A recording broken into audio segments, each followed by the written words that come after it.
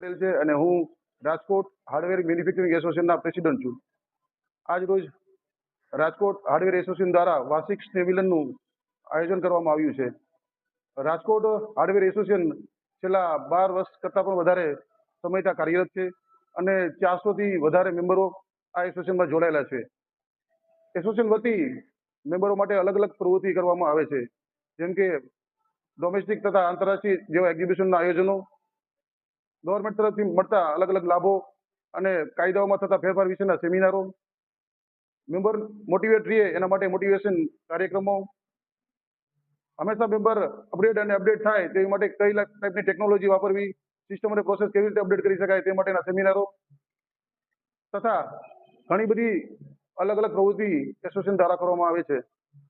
આજના કાર્યક્રમમાં મુખ્ય મહેમાન તરીકે રમેશભાઈ ટીલાળા, વીપી વૈષ્ણવ, આરઈએના પ્રેસિડેન્ટ નરેન્દ્રભાઈ પાચાણી તેમજ આજના મુખ્ય વક્તા શૈલેષભાઈ ચકપરિયા કાર્યક્રમમાં ઉપસ્થિત છે. આભાર.